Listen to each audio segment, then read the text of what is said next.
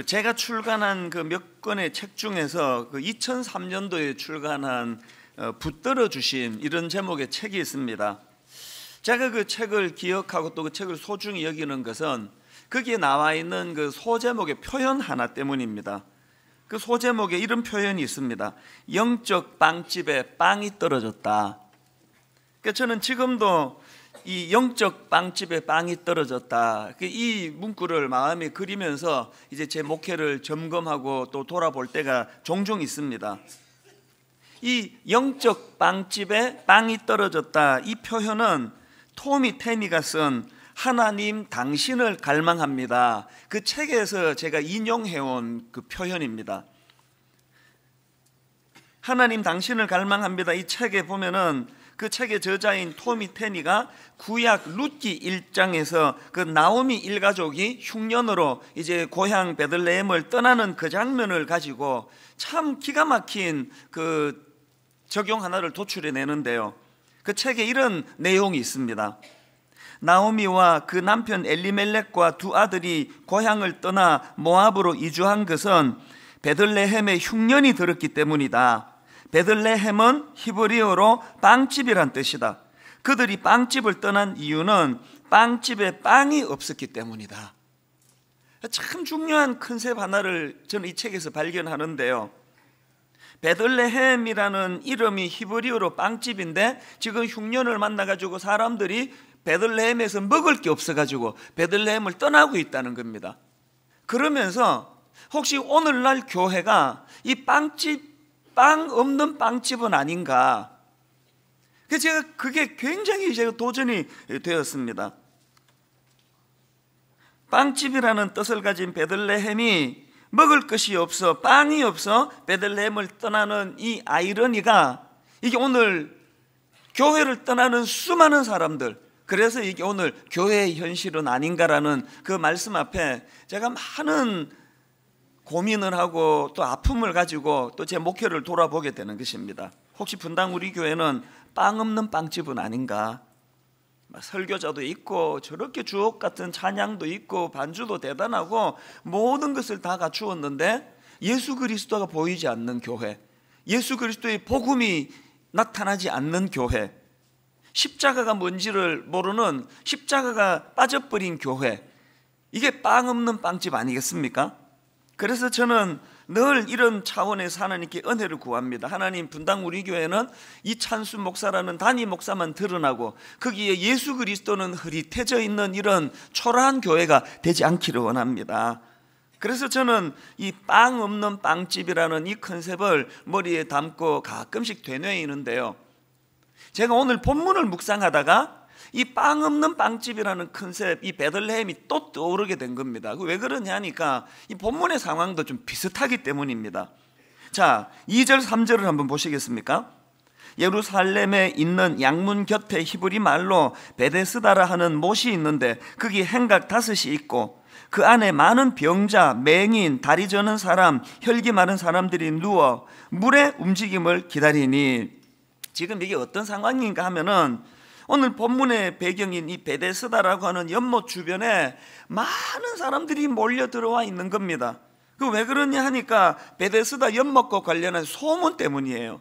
어떤 소문입니까? 4절을 보십시오. 이는 천사가 가끔 못에 내려와 물을 움직이게 하는데 움직인 후에 먼저 들어가는 자는 어떤 병에 걸렸든지 낫게 되미르라. 여기 보면은 이 꺽쇠라고요, 이 관로 같은 이런 모양이 지금 2개가 있지 않습니까? 이게 그 주요 사본에는 이 관로 안에 있는, 꺽쇠 안에 있는 내용은 없는 거예요. 근데 왜 우리말 성경에 이 꺽쇠를 그 내용을 거기다가 추가했느냐 하면은 지금 이 꺽쇠 안에 말을 추가하지 않으면 이 본문의 의미가 잘 전달되지 않을까봐, 그래서 이제 일종의 보충 설명적인 첨가 내용이에요. 그 내용은 있어도 되고 없어도 되는데 이제 이걸 가지고 많은 학자들이 어떻게 분석하는가 하면은 이제 그때 그게 실제로 일어났다기보다는 그런 오래전부터 구전되어 오던 전설 같은 이야기, 그런 소문이 무성했다는 것을 설명하는 내용이다, 그런 학자들의 설명이 많습니다. 우리 입장에서 뭐 실제로 그런 기적이 일어났는지 그것이 소문이 무성한 이야기인지는 모르지만 중요한 건 뭡니까? 그런 소문을 듣고 지금 병 고침을 받고자 많은 환자들이 베데스다 목가로 모여들고 있는, 그게 지금 중요한 포인트입니다. 근데 여러분, 제가 이 본문을 묵상하다가 왜 그 빵 없는 빵집이라고 하는 그 컨셉이 생각이 났는가 하면은요, 베데스다라는 이 이름은 히브리어로 벳 헤세드예요. 벳이라는 것은 집이라는 뜻이고요, 헤세드는 좀 귀에 익으시죠? 하나님의 자비, 하나님의 자비를 설명할 때 주로 헤세드라는 단어를 쓰지 않습니까? 그래서 이 베데스다는 직역하면은 자비의 집이라는 뜻이에요.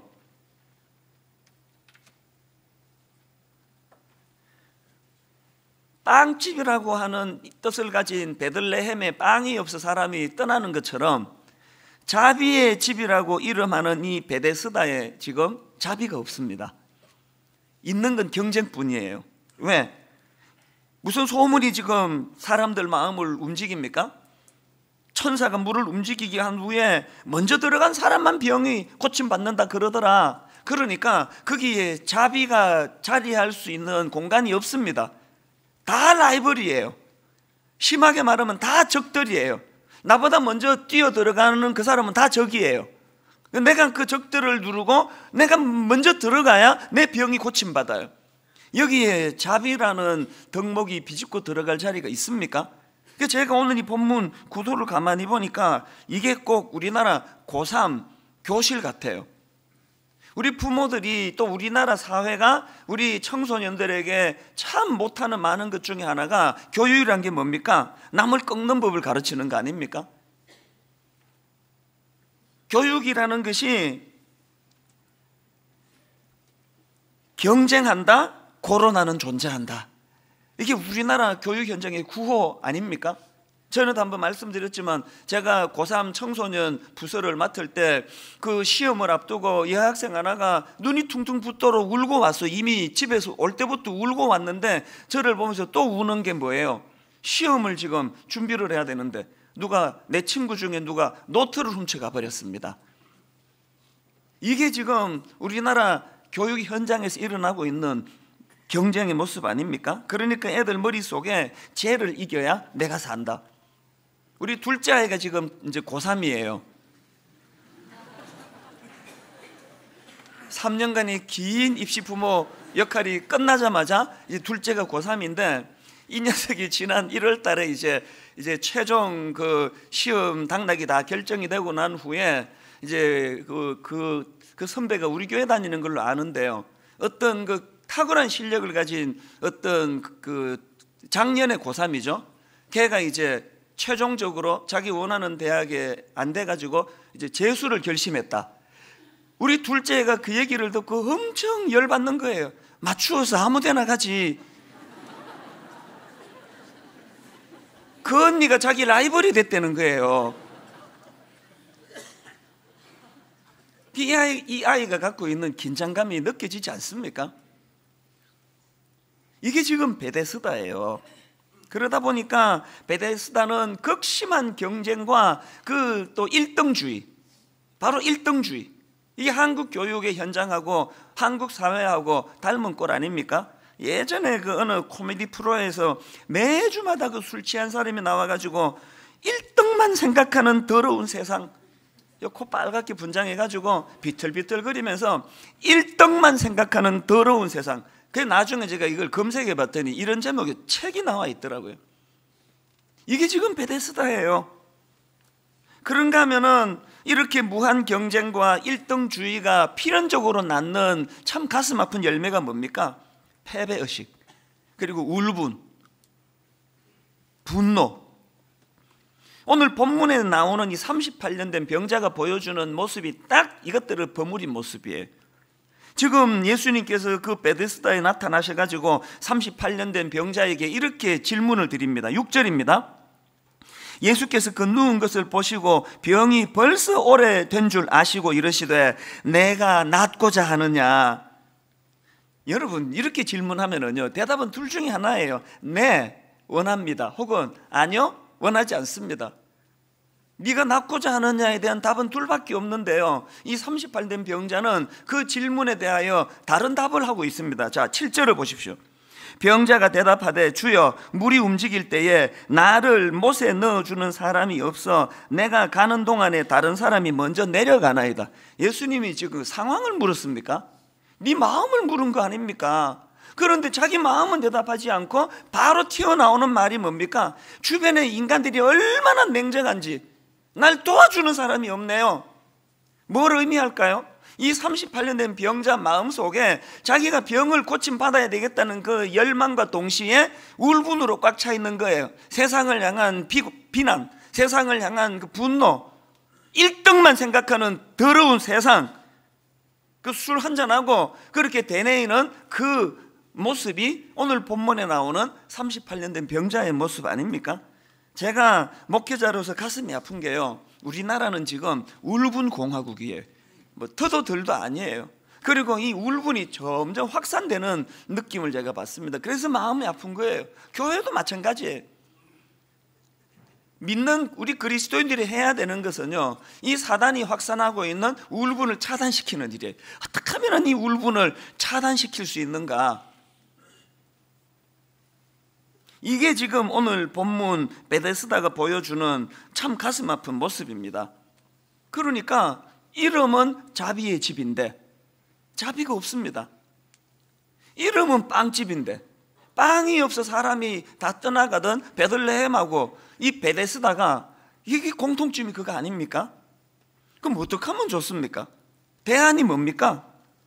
대안은 딱 하나예요. 여러분 한번 생각해 보십시오. 그 극심한 경쟁의 장에서 낙오가 돼가지고 절망하던 38년 된 그 병자가 그 지긋지긋한 그 비참한 자리를 벗어날 수 있었던 근본적인 열쇠는 거기에 예수 그리스도가 나타나셨다는 거예요. 다른 말로 하면 이 38년 된 병자가 예수 그리스도를 만났기 때문이라는 겁니다. 이건 교회도 마찬가지예요. 여러분, 교회는 자칫 잘못하면 빵 없는 빵집 되기 너무 좋은 공동체예요. 제가 목회를 해보니까 교회는 이름은 자비의 집이지만 진짜 자비가 없는 데가 교회일 수가 많은 거예요. 현실을 한번 보세요. 교회 안에 상처받는 사람들이 얼마나 많습니까? 교회 안에 이 빵이 없어 영적으로 굶주리는 사람들이 얼마나 많으냐고요. 그렇기 때문에 어떻게 하면 좋습니까? 거기에 그냥 38년 된 병자 옆에 아주 정이 많은 한 사람이 나타나가지고 그래서 그 문제가 해결된 게 아닙니다. 그런 일은 잘 일어나지 않습니다. 자비의 집이라고 하면서 자비는 눈 씻고 찾아볼 수 없던 그곳에 예수 그리스도가 나타나셨기 때문에, 그래서 저는 목회자로서 자꾸 점검을 하는 겁니다. 하나님, 분당 우리 교회가 지금 막 굉장히 많은 사람이 모이고 막 무슨 치유 프로그램 대단하고 막 여러 가지 뭐 좋은 순수 행사 다 갖추고 있는데, 하나님, 그런데 여기에 지금 빵이 없는 거 아닙니까? 복음이 없는 거 아닙니까?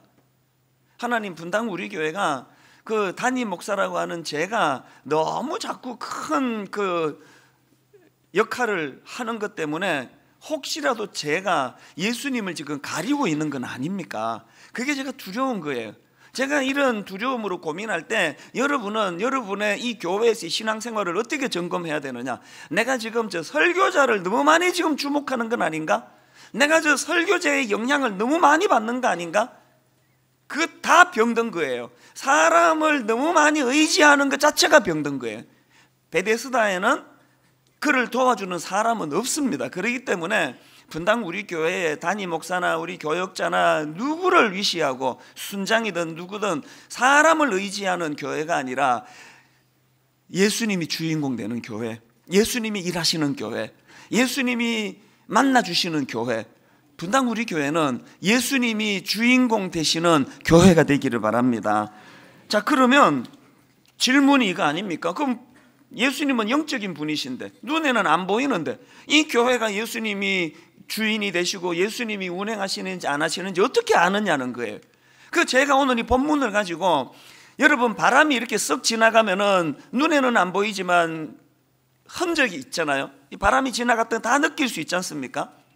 예수님이 눈에 보이지 않지만 이 교회 안에 예수님이 일하시는지 안 하시는지는 예수님의 흔적을 보면 알아요. 그래서 제가 오늘 본문 속에서 베데스다에 나타나신 예수님께서 일하셨던 모습을 보면서 이 흔적들이 이 교회에 있으면 이 교회에 예수님이 일하시는 거고, 없으면 우리가 정말 눈물로 회개해야 되는데요.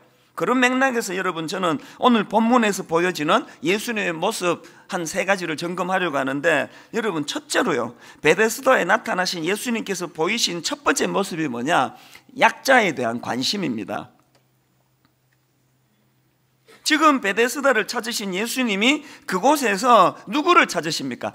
가장 약한 자 중에 하나인 38년 동안 고침받지 못하는 절망한 이 환자를 예수님이 찾으시는 겁니다. 6절입니다. 예수께서 그 누운 것을 보시고 병이 벌써 오래된 줄 아시고 이르시되 내가 낫고자 하느냐. 저는요, 죄성을 가진 인간이기 때문에 안간힘을 쓰지 않으면 이렇게 되기가 어려워요.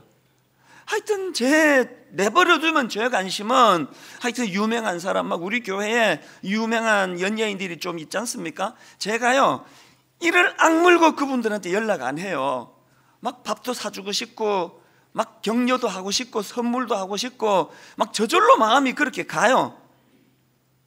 이번에도 국회의원 선거가 있었지만 마음이 자꾸 내버려두면 그런 어떤 중요한 역할을 하는 이런 분들에게 자꾸 마음이 가요. 이를 악물고 연락을 안 해요. 노력을 안 하면 저절로 그렇게 되는 거예요. 그래서 그걸 방치하면 막 부자들만 막 그냥 막 득세하는 교회, 막 권력 있고 유명한, 안 그래도 세상에서 그렇게 어스대고 사는데 교회에 와서도 그래야 되겠습니까? 우리가 정말 이 교회 안에 예수님이 일하시는 것을 보려면 약자에 대한 관심을 가지신 예수님의 마음이 이 교회에 있는가? 여러분, 어제 세월호 2주년을 맞이하지 않았습니까? 저는 정말 마음이 아파요. 세월호 사건이 터졌을 때 저는 정말 우리 국민들을 존경했습니다. 내 자식이 아닌데도 불구하고 2년 전에 세월호 사건이 터질 때, 그때가 공교롭게 고난주간이었습니다. 그날 여기 저녁에 고난주간 찬양 인도자가 얼마나 곤욕을 치른지 아십니까? 좀 빠른 찬양을 하나 한 거예요. 그 다음날 사무실로 항의 전화가 불티나게 났습니다. 지금 이 세월호로 절망하는데 이런 빠른 찬양을 부르는 게 막 이게 제대로 된 거냐고 막 항의가 들어오는데요. 이렇게 시작한 세월호 사건인데 2년 만에 어떻게 됐습니까? 정치적인 논리가 들어와 가지고 정말 마음이 아파요. 여러분, 저는 강단에서 정치 얘기하는 걸 원치 않는 사람입니다. 저는 지금 정치 얘기하는 게 아니고요, 여전히 어떤 상황이든지 간에 그 고등학교 2학년 아들, 고등학교 2학년 딸 수학여행 갔다가 그렇게 죽음이 돼서 돌아온 눈물이 마르지 않는 부모들의 그 마음을 헤아릴 수 있는 곳, 이게 교회여야 되는 거 아닙니까? 몇 번이나 저를 찾아오신 그 유가족들 중에 제일 마음이 아팠던 분은 눈물이 말라서 눈물이 안 나오는 분들이에요. 목사님, 저희들이 원하는 건 우리 아이 시신을 찾는 거예요. 좀 도와주세요. 여러분, 이 약자에 대한 관심, 저는 옥하는 목사님이 돌아가시기 직전에 사모님과 또 몇몇 가족들하고 같이 불렀던 이 찬양, 사모님이 이거 부르자 그랬던 그날을 가끔씩 떠오르는데요. 찬송가 96장이요. 예수님은 누구신가? 우는 자의 위로와 없는 자의 풍성이며 천한 자의 높음과 잡힌 자의 노임되고 우리 기쁨 되시네. 옥하는 목사님 사모님 하면은 대한민국의 그 목사님 사모님들 중에서 얼마나 많은 하나님의 영광을 누렸던 사모님 중에 한 분 아닙니까? 그 사모님이 왜 이 찬양을 불러달라고 제게 부탁을 했겠냐고요. 왜 저는 지금도 간혹 그 장면이 떠오를까요? 여러분, 여기에 뭐 이찬수 목사나 누구나 뭐 잘나가고 인정받고 아무리 세상에서 성공적인 삶을 산다고 그렇게 의시된다 하더라도요, 결국 우리가 가는 마지막 종착지는 저 찬양이에요. 이 찬양을 좀 불러주세요. 이게 우리의 인생이에요.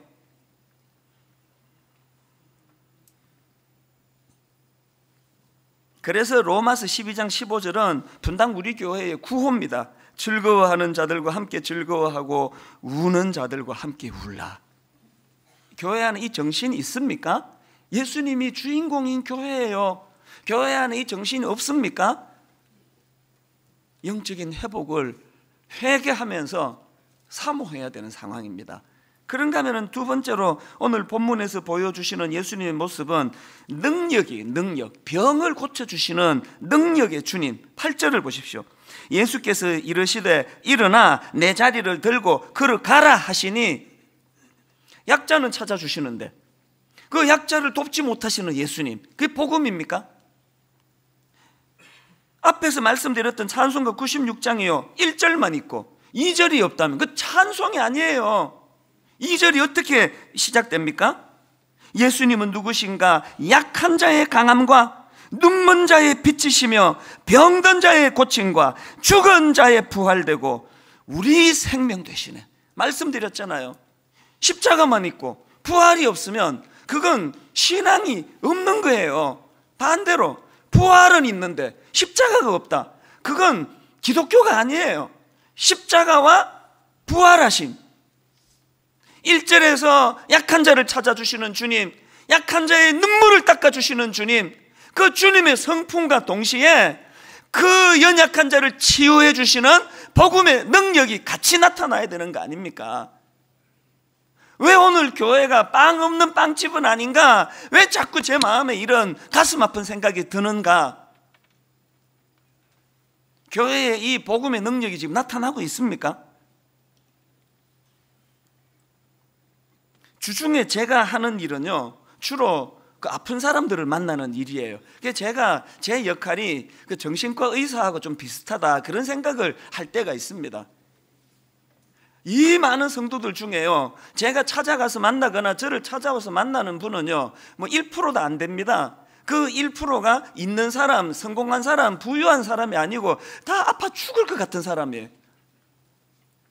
어제도요 제가 토요일 날 뭐 무슨 부잣집에서 뭐 돌잔치한테 오라 그러면 한 번도 못 갔습니다. 설교 준비 때문에 못 갑니다. 그러는데 어제도요 오후에 이렇게 상하고 저렇게 아픈 분 5분을 만났습니다.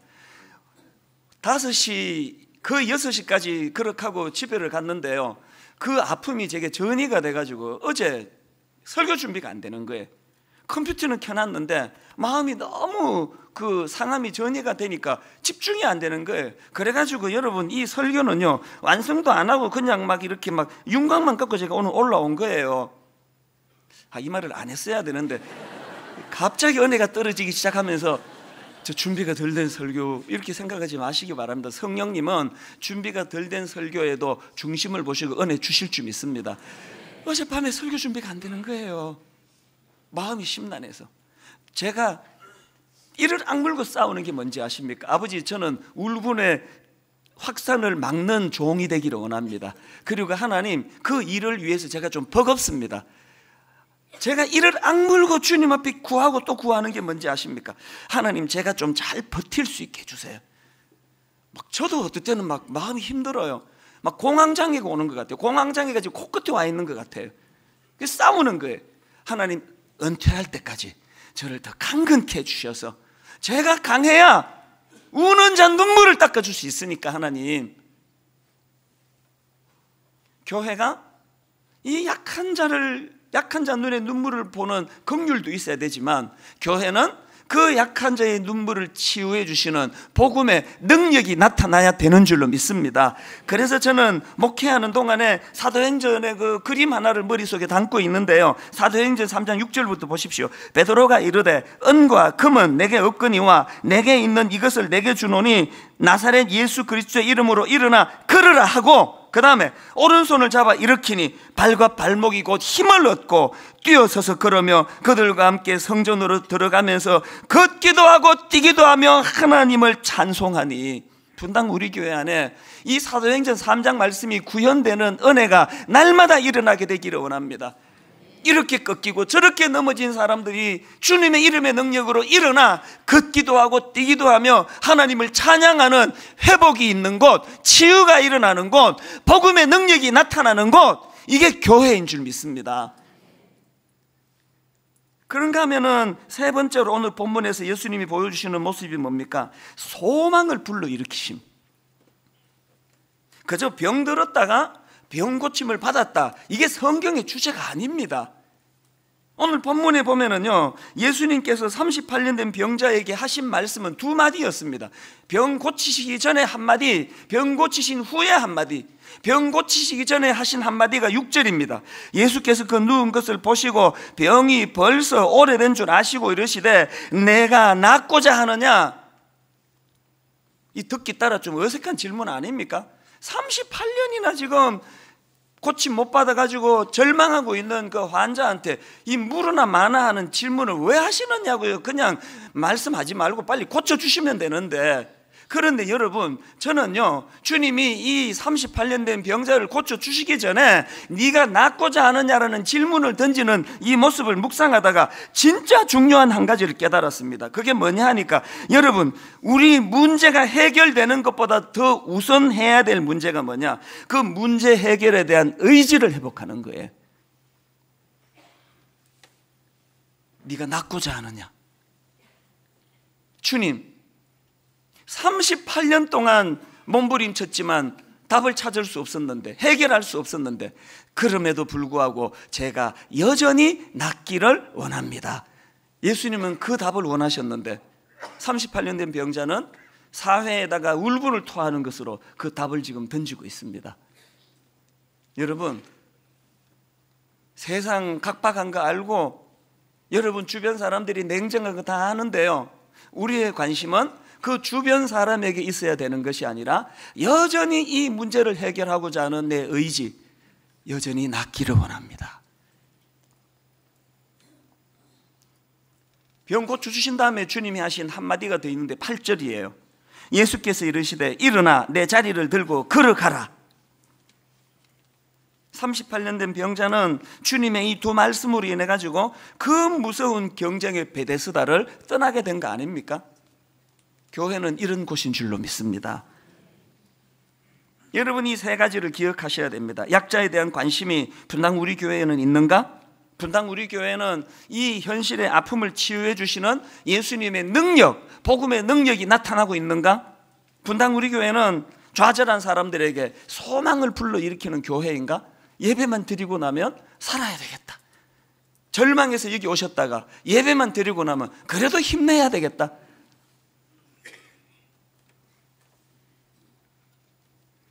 저는 분당 우리 교회가 빵 없는 빵집이 되기를 원치 않습니다.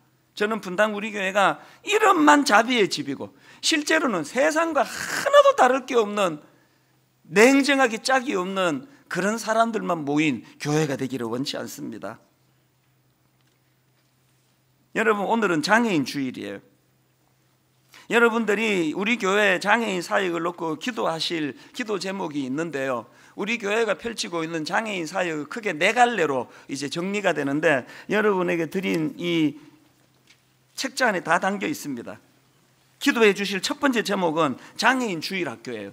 지금 우리 교회 안에 장애인 주일학교가 학생부가 있고 청년부가 있는데 얼마나 진짜 감사한 일이 많이 일어나는지 모릅니다.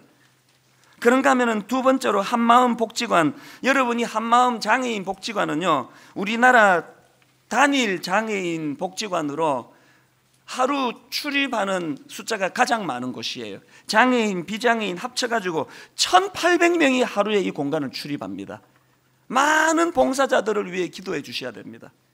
그런가 하면은 세 번째로 한마음 스토어가 있는데요, 여러분 나가시다가 그 봉투를 드릴 텐데 이거 다 받아가셔야 됩니다. 그 봉투에다가 다음 주일 오실 때 여러분 안 쓰는 물건들을 다 담아 갖고 오세요. 제 얘기 잘 들으셔야 됩니다. 안 쓰는 물건입니다.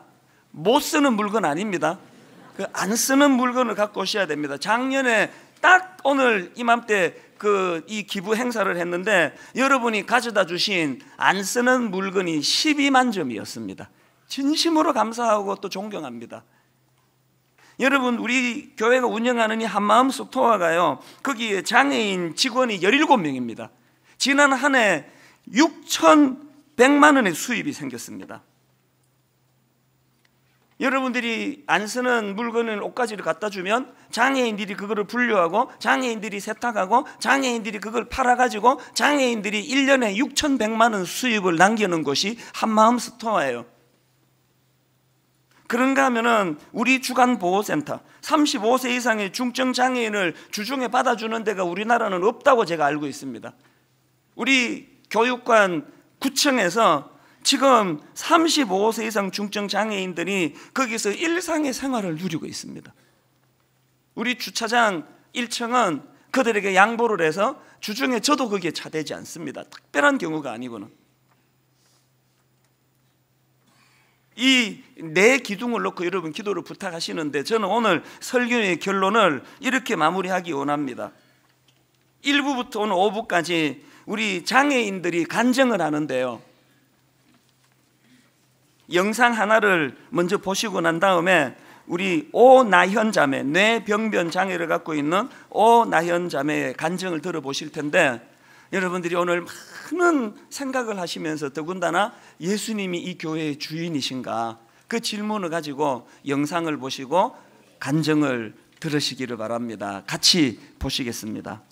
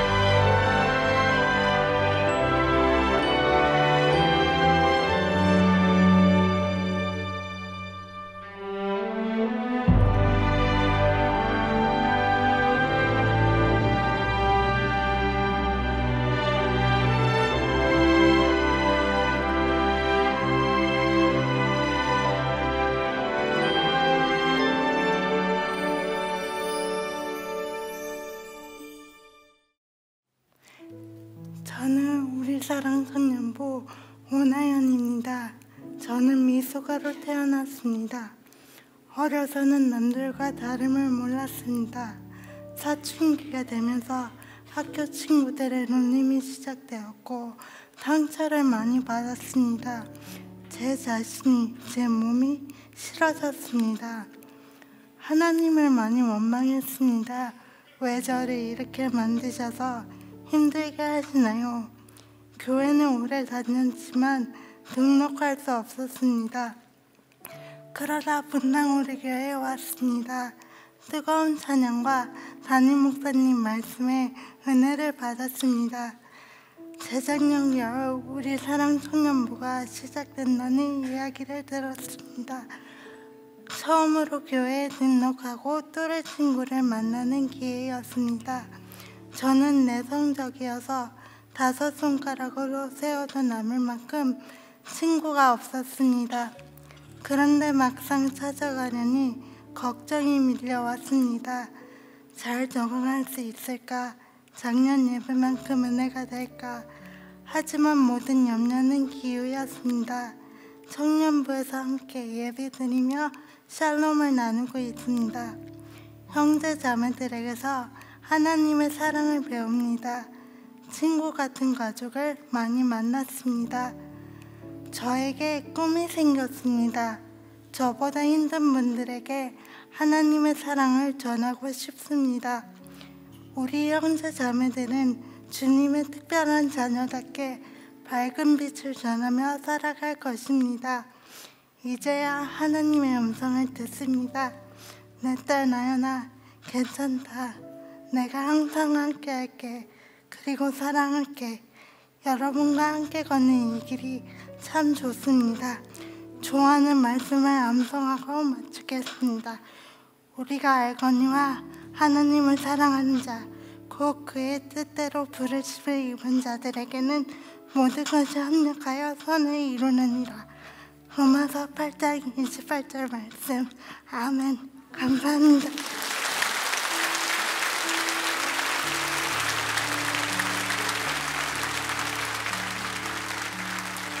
우리 다시 한번 귀한 나연 자매 큰 박수로 축복합니다.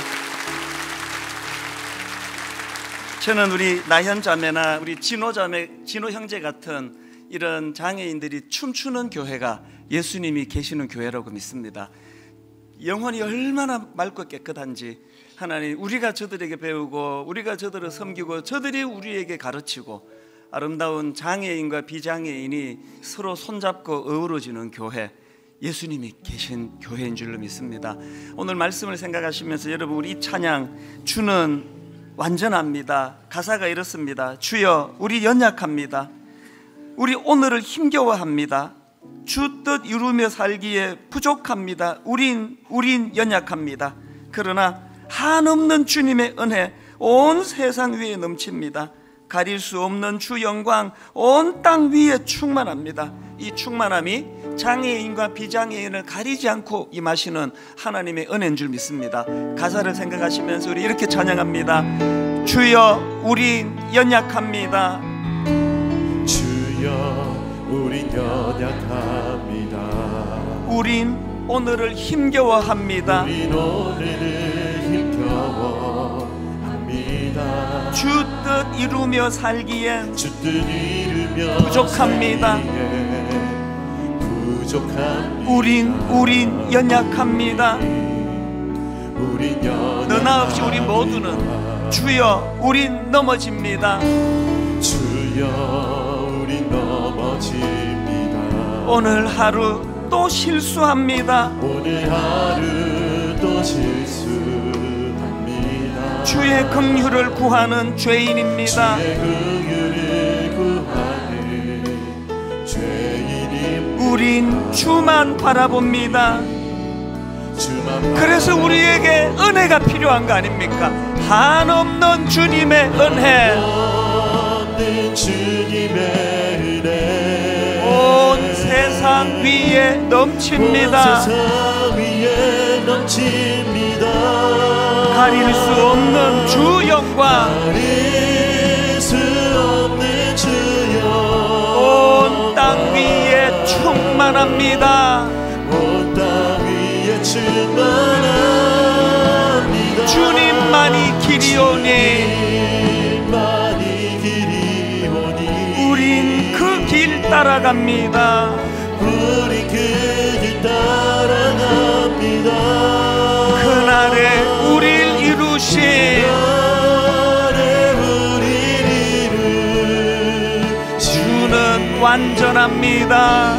주는 완전. 다시 한번 고백하시겠습니까? 주여, 우린 연약합니다. 주여, 우린 연약합니다. 우린 오늘을 힘겨워합니다. 오늘을 힘겨워합니다. 주 뜻 이루며 살기엔 주 뜻 이루며 살기에 부족합니다. 부족합니다. 우린 연약합니다. 우린 연약합니다. 한없는 주님의 은혜, 한없는 주님의 은혜 온 세상 위에 넘칩니다. 온 세상 위에 넘칩니다. 가릴 수 없는 주 영광, 가릴 수 없는 주 영광 온 땅 위에 충만합니다. 온 땅 위에 충만합니다. 여러분 이렇게 선포하시기 원합니다. 주님만이 길이오니 주님만이 길이오니 우린 그 길 따라갑니다. 우리 그 길 따라갑니다. 그날에 우릴 이루신 주는 완전합니다. 주는 완전. 우리 다 자리에서 일어나셔서 한없는 주님의 은혜, 온 세상 위에 넘칩니다. 가릴 수 없는 주 영광, 온 땅 위에 충만합니다. 주님만이 길이오니 우린 그 길 따라갑니다. 그날에 이루신 주는 완전합니다. 눈을 들어 주를 보라.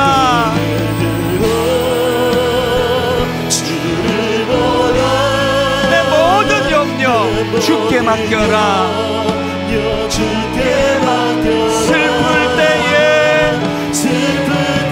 주님의 얼굴 보라. 사랑의 주님 안식 주리라.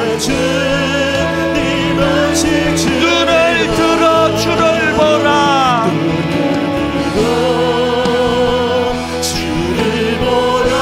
내 모든 염려 주께 맡겨라. 슬플 때에 주님의 얼굴 보라. 사랑의 주님 안식 주리라.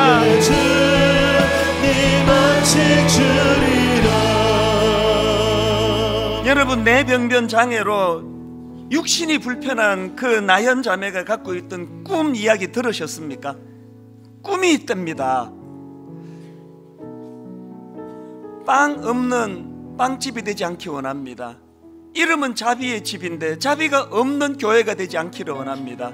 예수 그리스도가 약한 자를 찾아 손잡아 주시는 교회가 되기 원합니다. 약한 자 꿈꾸는 교회가 되기를 원합니다. 아버지, 그 약한 자가 바로 저입니다. 눈물로 주님 앞에 기도할 때 이 시간 성령님이 우리를 십자가 앞으로 인도해 주시기 원합니다. 한 목소리로 우리 장애인 부서를 위하여 축복하며 기도합니다. 같이 기도하시겠습니다. 살아계신 하나님 아버지, 하나님의 은혜를 이 시간 간절히 구합니다. 하나님의 은혜를 이 시간 간절히 갈망합니다. 하나님, 더불어 함께 걷는 사랑의 길이 되기를 원합니다. 더불어 함께 손잡고 나아가는 은혜의 길이 되기를 원합니다. 하나님 아버지, 우리를 불쌍히 여겨주시기 원합니다. 하나님 아버지, 하나님 아버지,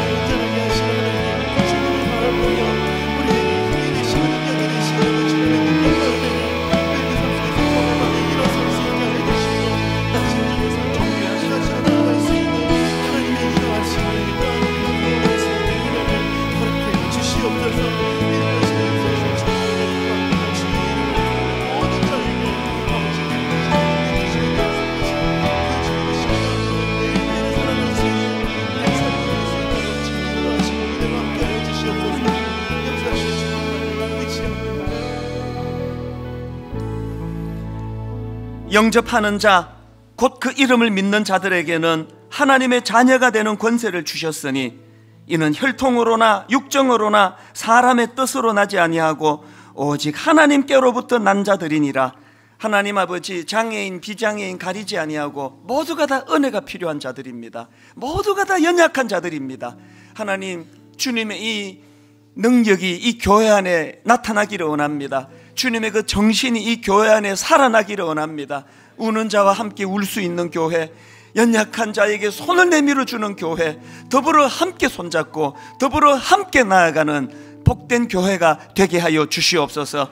마당에서 펼쳐지는 하나님, 장애인 바리스타가 대접하는 커피 한 잔 속에서도 마당에서 하나님, 장애인들과 비장애인들이 함께 어우러서 춤을 추는 광경이 펼쳐지는 아름다운 장애인 주일 예배가 되게 하여 주시옵소서.